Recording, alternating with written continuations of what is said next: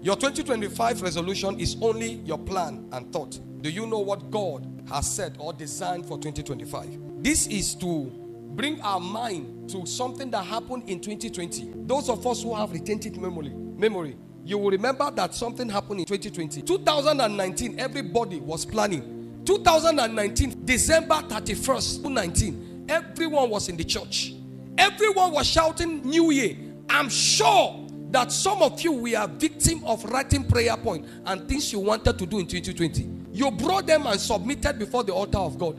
Do you know why that thing didn't come? It was because what you wrote, it may seem good, but it was not from the womb of the Spirit of God. It was from your own knowledge. And therefore, that you want to buy an aeroplane, which is a good thing, and you want to buy a car, which is a good thing. If it is not aligned with God's purpose, it will be truncated. So all of us, we came and wrote all businesses we wanted to do. Some of you say you will even fly out. Some of you said so many things. And you dropped some, even shedded tears and did everything. Glory to God with all of those things. I enjoy your contrite heart. The gift that you gave to the Lord as a seed to back up what you are doing. Unfortunately, in 2020, February, we began to hear the breaking news. March, we couldn't go out. And we stayed in the house by fire and by force.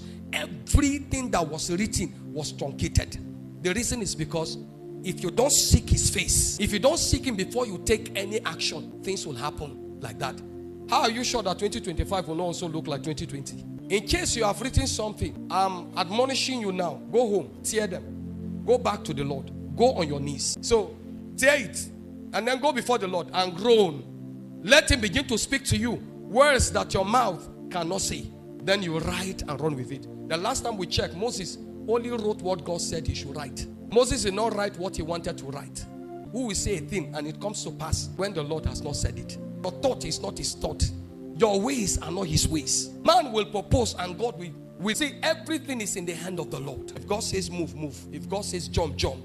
If God says sit, sit. Do you know with this thing that I've said now, there were people who understood that 2020 was going to keep people in the house.